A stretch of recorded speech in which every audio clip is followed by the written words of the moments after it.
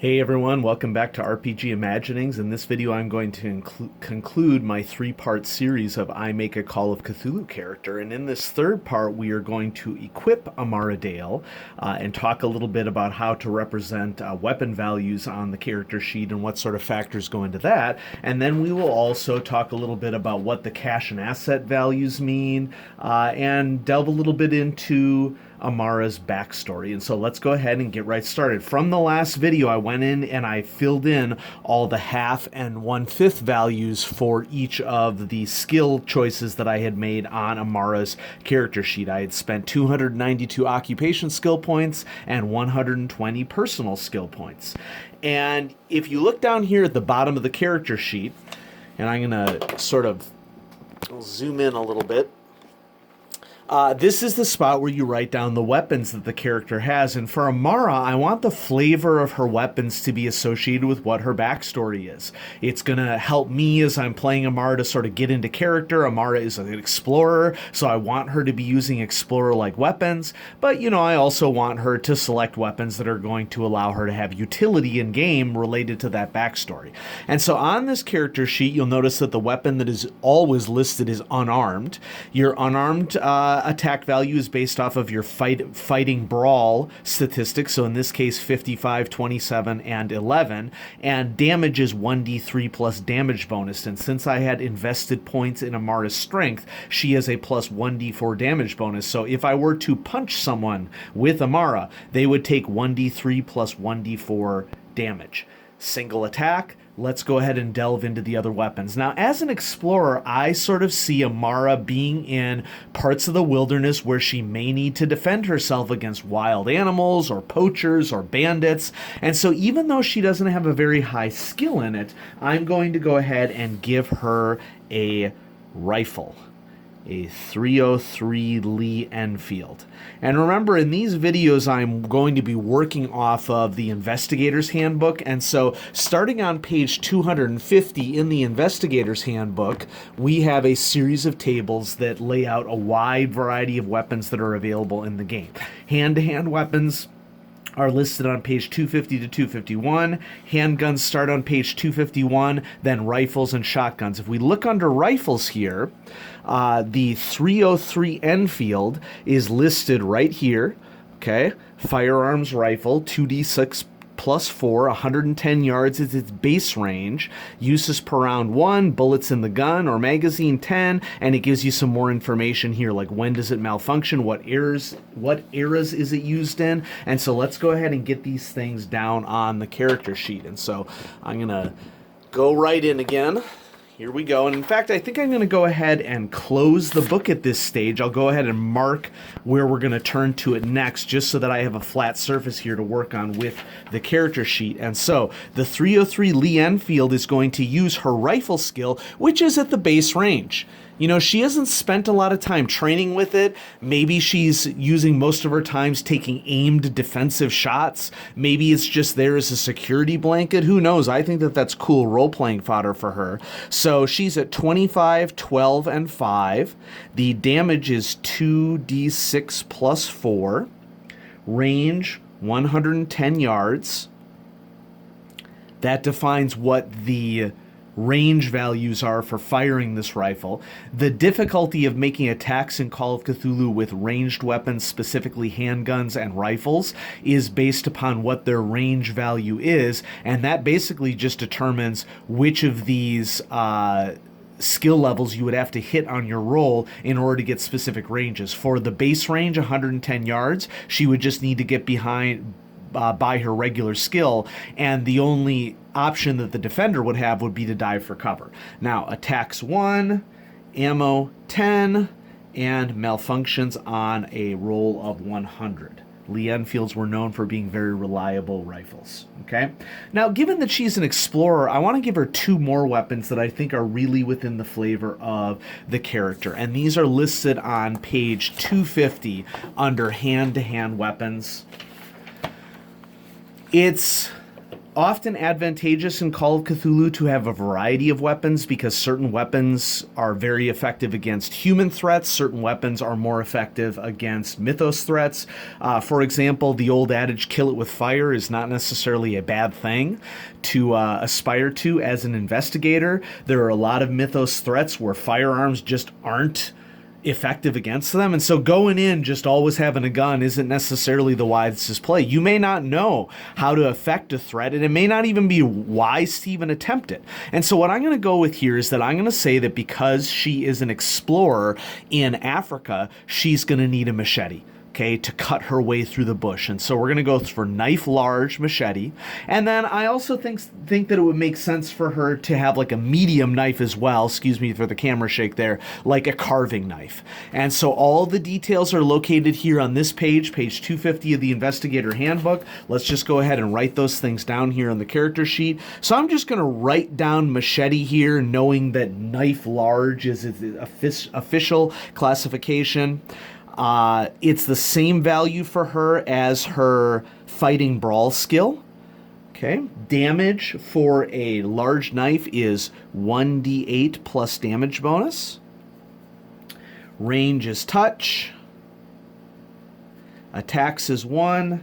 Ammo is not a thing. Malfunction is not a thing. And then for the medium knife, I'm going to go with she's going to be out. Maybe she needs to kill a wild animal for food. So we're going to go with a carving knife. Okay, and maybe it's a knife that's also a lot easier to conceal on her if she's in a situation where she needs to have a weapon on hand, but she needs to not have it shown in front of everybody else. And that is 1d4 plus 2 plus dB. By the way, one of my patrons requested for me to mention the pencils that I'm using in my videos, and so in this video I'm using the Kokuyo Fit Curve mechanical pencil. I also run a mechanical pencil channel. It's called Clutch Situation, for those of you who might be interested in. And so I have some patrons that patronize both of my channels, and so for those of you in the audience interested in mechanical pencils, that's what I'm using. And then the range on this once again is touch. There's one attack, no ammo, and no malfunction to worry about. And so there we go. We have kitted out Amara with what I would consider to be explorer flavor weapons. Let's go ahead now and dive right into some other aspects of the character sheet. Now,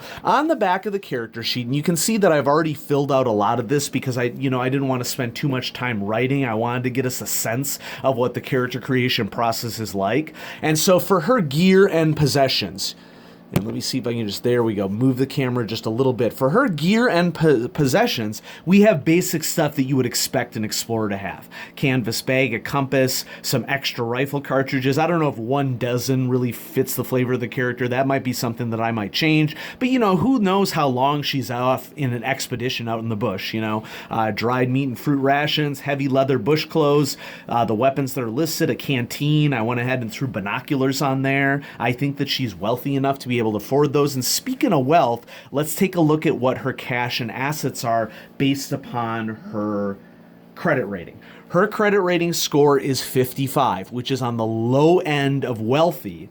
And I talked in the last video about how low end of wealthy I think makes sense for her because spending most of her time living in Africa on her family estate, I don't really envision things costing as much as they would from where her family home was in London. Her spending level, cash, and assets are all the 3 dimensions that are linked to her credit rating. And these things are written in the rule book. Now, what I've done here, in parentheses, I have put in 2019 US dollar values for these numbers. Okay? So Amara's spending level is $50. This is what, as a character, she could spend on any given day, and it would not affect her standard of living at all. Okay, so spending level is that, like, if you need some piece of equipment, you can take that out of this money, and the next day you'll have the same amount of money available to you. Okay, so Amara can spend comfortably as a wealthy individual at $50 per day. I mean, this should make sense to us because look at the daily number. Could you imagine being able to spend $749 per day? Okay, Amara is definitely wealthy. Okay, her cash on hand, meaning that if she needs to buy something and it's more than this $50 amount, she can very easily have this amount of cash on hand, like she goes to, her bank or wherever she needs to have. This is like cash money that she has available at any moment in the bank, $4,000 in today's money. And then if she wants to fool around with assets, she has $27,500 worth of assets. And in 2019 values, that's $400,000 worth of assets. So she's clearly a wealthy individual for the time. By the way, if you look on page 57 of the Investigator's Handbook, you'll see these values. Okay, let's take a look at some of her backstory information. Okay, up top here. By the way, I just want to point out to everybody that I made this side of the character sheet on a resource that is available to everyone. And that is doleshouse.org. DOLESHOUSE.org. And doleshouse.org is a website that people can go to where you can make Call of Cthulhu characters for free.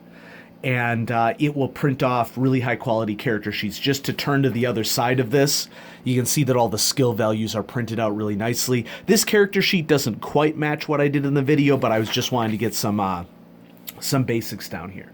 So, under personal description, I wrote that she is keen-witted, assertive, and completely impatient of time wasters, quick to judge based upon visual clues and speech of others, muscular and strong with a physique suited for her work.